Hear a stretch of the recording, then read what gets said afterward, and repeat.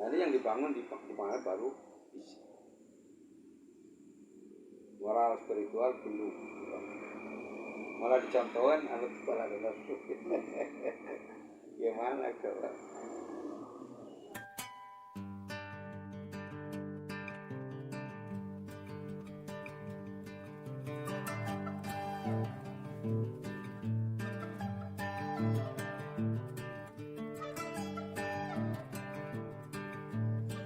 Saya capek-capek mendirikan Kabupaten Pangandaran kan, saya ingin masyarakat ini menjadi terhormat dengan pekerjaannya, dengan profesinya.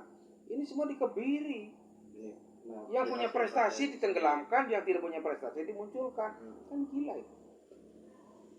Lama-lama masyarakat ada ketidakpercayaan kepada pemerintah. Kan ini bahaya. Dibikin 2 periode, rakyat tapi meledak ini di Pangandaran bisa. Ketidakpuasan menggunung, meledak akhirnya kan. Itu yang saya tidak inginkan. Jadi ya, insya Allah saya akan perbaiki itu semua sesuai dengan kemauan undang-undang seperti apa. Kan undang-undang juga bikinan kita, rakyat yang buat melalui DPR, toh. Nah, itu harus dilaksanakan karena tujuannya undang-undang kan rambu-rambu supaya ini salah, ini jangan kan itu. Jangan dilakukan. Bukan malah diakal-akal. Gimana supaya ya tidak terjaring undang-undangan gitu. Ya kalau untuk dia sendiri nggak apa-apa. Kalau sampai birokrasnya semua diajarin kayak gitu, ya silakan. Setelah pemekaran, karena punya hak untuk kabupaten itu sama dengan kabupaten induk, gitu ya kan, ya pembangunan baik, maju, didukung dengan anggaran yang diberikan oleh pemerintah pusat kepada kabupaten lain juga sama. Makanya saya terus ketidakpuasan dengan kebijakan Jamil seperti itu, di samping tadi kebijakan pembangunan yang terkendala dengan luas wilayah, dengan keterbatasan APBD, karena waktu itu ada ketidakadilan, di mana alasan dari beban kewilayahan yang luas Jamis itu, sehingga Jamis membuat kebijakan anggaran APBD itu 80% itu gaji pegawai dan operasional pemerintah, sisanya 20% untuk pembangunan. Dipotong pajak dan keuntungan rekanan persen 18%.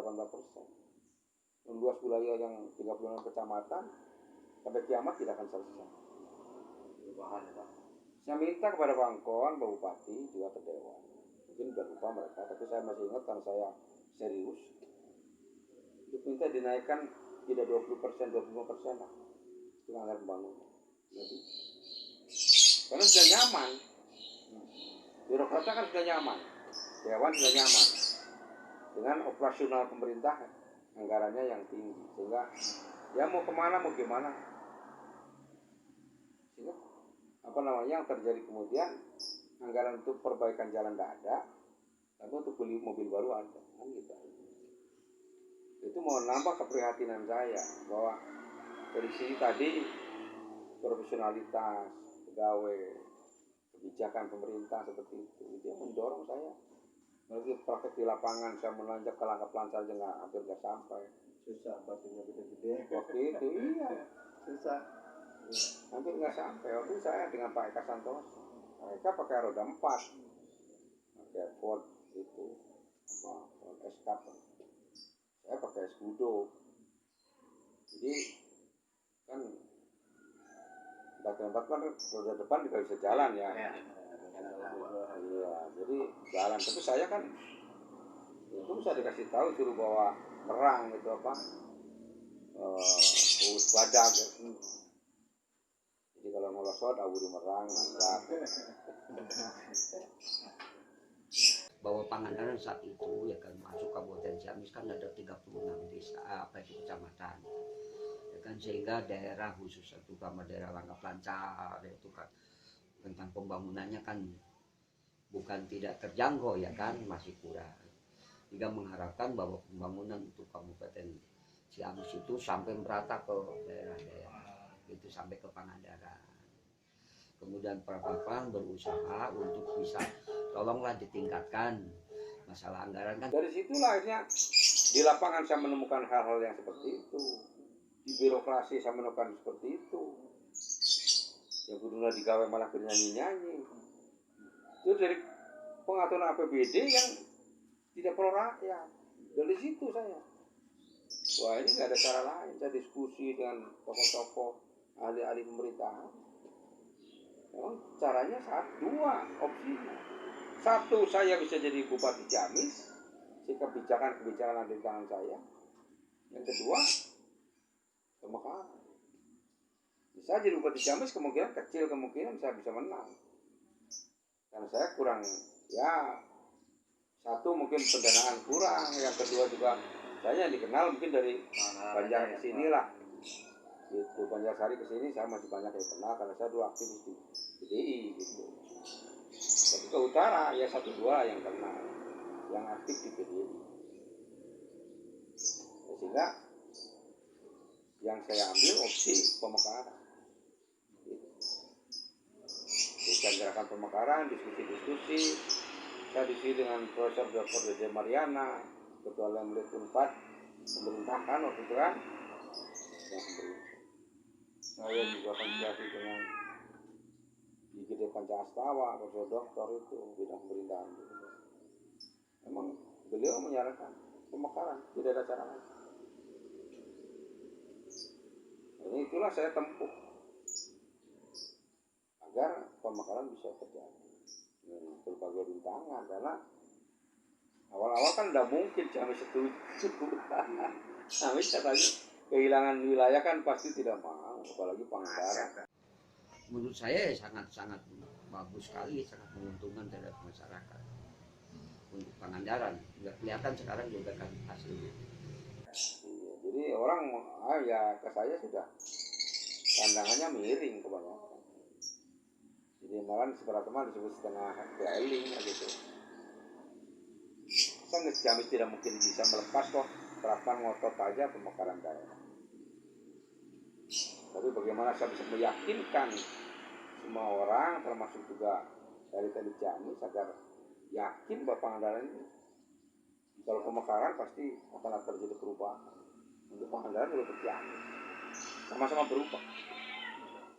Karena Ciamis beban wilayahnya kan terkurangi 10 kecamatan. Dan setelah jadi Kabupaten Pangandaran, kan dana bantuan APBN turun juga ke Pangandaran. Nah sekarang dirasakan. Oh, ternyata konsep saya benar. Walaupun waktu itu dihadang-hadang setengah mati saya. Dihadangnya lain huru-huruan kemudian. Dengan berbagai macam cara, ya cara ancaman pembunuhan kalau dilakukan. Itu kan saya jalan terus. Nah sekarang alhamdulillah masyarakat tidak menikmati hasil dari kerja keras Presidium yang lahirnya Kabupaten Pangandaran. Ada bupati, ada DPRD. Kalau tidak mekar ya DPRD masih Ciamis. Paling di sini paling banyak 3 orang. Ya. Sekarang kan 40 orang sini semua. Mudah-mudahan Pangandaran akan lebih maju lagi, bisa berkembang, kemudian lebih maju, yang tidak baik kita tingkatkan, mudah-mudahan Pangandaran karena Pangandaran merupakan daerah wisata. Mudah-mudahan betul-betul cita-cita Pangandaran menjadi wisata mendunia, mudah-mudahan bisa terjadi. Ya karena waktu itu kan tidak ada yang berani di depan. Saya kumpulkan tokoh-tokoh masyarakat supaya kalau ingin diwujudkan ya mari diperjuangkan. Kalau pemekaran ingin diwujudkan. Nah supaya perjuangannya itu bisa terorganisir baik, terukur, gitu, terprogram, ya kita buat organisasinya. Penanggung jawab ketua, siapa yang jadi ketua sebagai penanggung jawab? Nggak ada yang mau. Saya semua menunjuk dan minta saya jadi ketua. Karena saya sebagai penggagas pemekaran. Yang kedua katanya saya sebagai paling senior di bidang organisasi politik. Jadi semua yang hadir minta saya jadi ketua. Itu. Jadi tidak ngangkat diri saya sendiri, tadinya saya mumpung. Saya ingin si Pangandaran menjadi ya percontohan lah. Karena saya memakan Pangandaran itu dari ketidakpuasan terhadap waktu itu pengelolaan Ciamis. Ya, yang jelas gitu, ini ada perbaikan. Potensi yang dimiliki Pangandaran, bagaimana agar bisa terkelola, bisa termanfaatkan untuk kepentingan masyarakat Pangandaran. Jadi, ya saya sih berharap Pangandaran ini jangan ada masyarakat yang tidak bisa makan lah. Karena potensinya memadai. Lalu setelah Kabupaten Pangandaran ini lahir, kan dana stimulan bantuan keuangan dari APBN kan turun ke sini. Belum ada bupati definitif, panjang PLT itu sudah 1,2 triliun. Waktu Dewan belum ada, saya masih aktif di situ bantu. Termasuk bagaimana agar dana APBD tidak boleh kurang 50% untuk dana pembangunan. Caranya begini, saya kasih tahu kan. Disiplin masih. Saya kan ingin bagaimana pemerintahan itu tetap ramping, tidak boleh gemuk, ya. Karena dengan perampingan birokrasi itu, sehingga dana untuk operasional pemerintah menjadi kecil. Ya kayak orang bikin baju aja kan, kalau yang kurus kan cukup semeter seperempat, lalu gede lintuh kan 2 meter. Sehingga dana untuk pembangunan tetap tersedia, tidak boleh kurang 50%. Syaratnya harus dijaga perampingan birokrasi.